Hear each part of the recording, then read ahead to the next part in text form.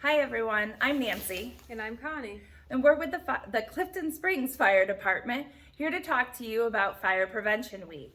And this year's theme, which is, Fire won't wait. Plan your escape. so let's start by recapping a little bit about what we talked about last year. Does anybody remember what that is? Shout it out in your classroom if you remember. All right, we talked about smoke alarms last year. When you begin to talk about your plan for escape, let's start with where should you have a smoke alarm in your home? Connie, where should we have smoke alarms in our home? Well, we should always have one in our bedroom and in the hallway outside of our bedroom. And you have to have one on every floor. So one in the basement, one in the first floor, one in the second floor, and even one up in the attic. So that if a fire happens anywhere in the house, it's going to beep and we'll know to get out of the house. Very good.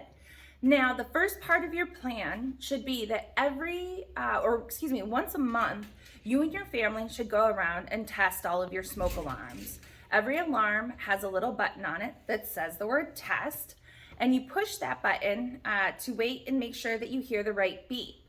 Now, some of you may have 10-year battery alarms, and some of you may have alarms that need to have batteries replaced pretty frequently. If you are hearing a chirping sound, what do you think that means? Connie, what does a chirping sound mean? That means your batteries are low and you should replace them so that your smoke detector works properly. But if you're hearing a beep, beep, beep, then your smoke alarm is working properly. Now again, talk with your family and make a plan so that you check those once a month. Maybe that means that the first Saturday or the first Sunday of every month, when you first wake up in the morning, you go around as a family testing all the alarms because you want them working if or when your family needs them. Connie, did I miss anything with the smoke alarms? I don't think so. I think we got it. All right, so let's move on to the next part of our plan. This is going to take a little work. You may only have to sit down with your family to plan this out once, but you want to make sure that you guys practice your plan at least twice a year, kind of like you do in school.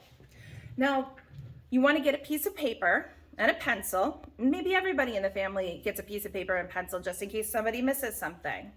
But you're going to draw out each floor in your home. Keith, does that look okay? All right. You can see here, this is a picture of the first floor, and you see each room is lined out. And then this is the second floor. And again, each room is lined out. You've got kitchen, living room, bedrooms, and bathrooms.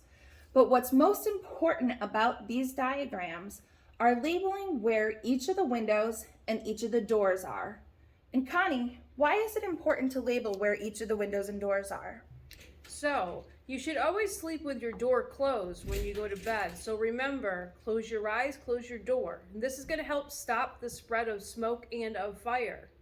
So with your door shut at night and you hear that beep of the smoke alarm, you're going to use the back of your hand and touch your door handle. And if that is hot, do not open the door. It means the fire is on the other side of that door and it won't be safe for you to go out. So that's when you would use the window. So again, you want to make sure in each room you have 2 ways to escape if there's a fire. Go around and in each room with your family, identify those 2 ways. You want to test all the doors, making sure that they swing open and close easily. You want to make sure that if there are locks on those doors, you know how to open them. And again, with the windows, you want to do the same thing. Test the windows to make sure that you can open them, that you know how to remove the screen if you need to. And you also want to look for what's outside the windows if you have to go out that way. So for example, is there another roof that you'll be able to climb out? Talk about that with your family to make sure you know how to get out of your bedroom or whatever room you're in at the time. If you can't go out the door, you know how to get out the window. And you know, Nancy, sometimes it might be scary if my bedroom's on the second floor for me to go out the window, or maybe I'm not strong enough to lift up the window. So I can go to the window and stand next to it and wait for a fireman to come save me. I should remember to put a blanket or something down under by the door so the smoke can't come in the bottom of the door. But then I can just go stand and wave my hands and knock on the window if you need to, so that somebody knows you're there. Absolutely.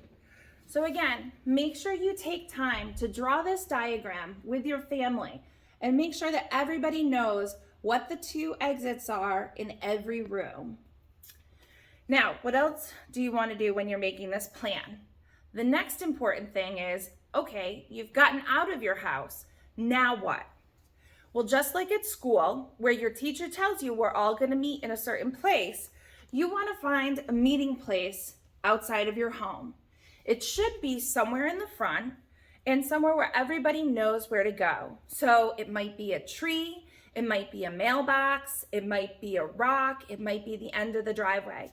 But you want to make sure everybody knows where to go so that when you get out, you can make sure everybody's gotten out of the home. And then also you want to let the firefighters know if everybody's gotten outside of the home. Connie, is there anything that we missed with regards to creating the escape plan? I think I would like to add that your meeting place outside should be a safe distance away from your house, but also from the safety of the fire trucks who are going to be coming in fast, because they come in fast to make sure that we're safe. We do come in fast. So make sure that you're not standing in the road. That's important. Or in the driveway. And you don't want to be standing directly in the driveway, because sometimes we'll be pulling in there to get closer to the house with our hoses. The other thing that you want to make sure is that every person in the home knows the number. What number do you think it is? Shout it out. 911. You want to call that number if you smell smoke or you're escaping your house because the alarm's going off and you don't know why. We would rather get called out and have it not be an emergency than to have you be afraid to call us when you hear an alarm and have a fire in your house, okay? Now, when you call 911, you want to make sure also that you know the address of your home. That's really important. If you have younger brothers or sisters, you want to teach them your home address too, because that's how we're going to know where to go. Anything else, Connie? And make sure that the numbers on the side of your house are easily seen from the road, because when we're driving in the fire trucks down the road, we're actually looking for house numbers. Yep. Of where the emergency is. So make sure that we can see them and there's not a flag flying in front of it so that it blocks that number. And if you're standing outside in front of your house and we're not there yet, you can also wave your hands if you see a fire truck going down the road. Sometimes it'll just be a small truck with a few lights on it, but wave your hand anyway so that we can quickly find you in your home. The other thing too is, by a raise of hands, how many of you have sleepovers with your friends? Probably quite a few of you. You want to make sure that your friends also know your fire escape plan. You don't have to make a big deal out of it, but just point out the windows and doors and let them know that what your meeting place is as well. Just in case maybe you're in the bedroom when the smoke alarm goes off and they may be in the bathroom. They need to know where to meet your family as well.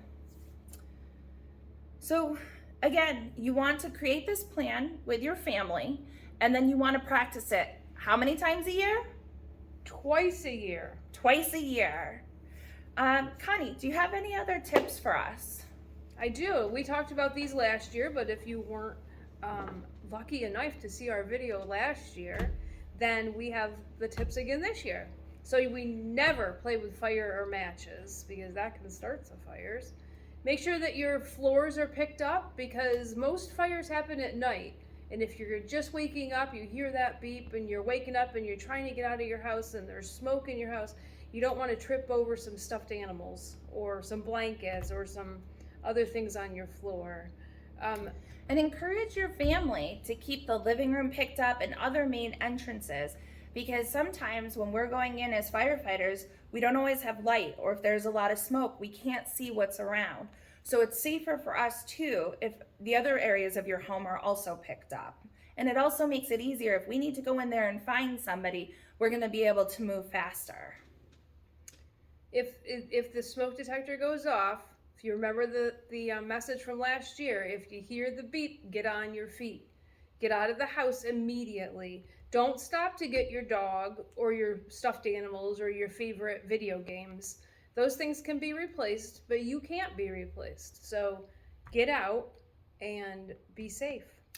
Well, to be fair, our dogs can't necessarily be replaced, but a lot of times animals know where to hide and how to get out themselves.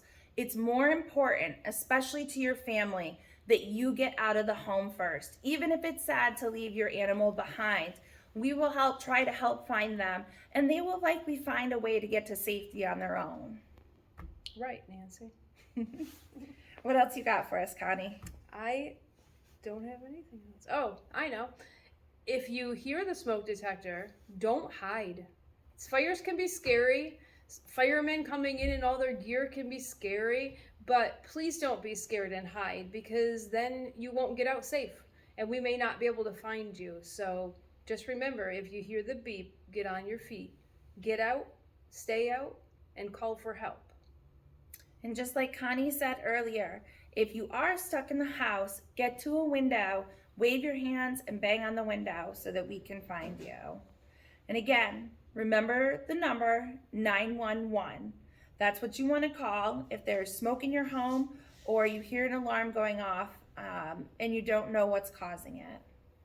There's lots of great information and fun games to play and a sample of a fire escape plan at sparky.org. So have your teacher help you write that down. It's SPARKY.org. Lots of fun things to do, all related to fire prevention. All right, everyone. We hope that you have a great school year. We hope you have a great fire prevention week, and we'll see you next year. Be safe.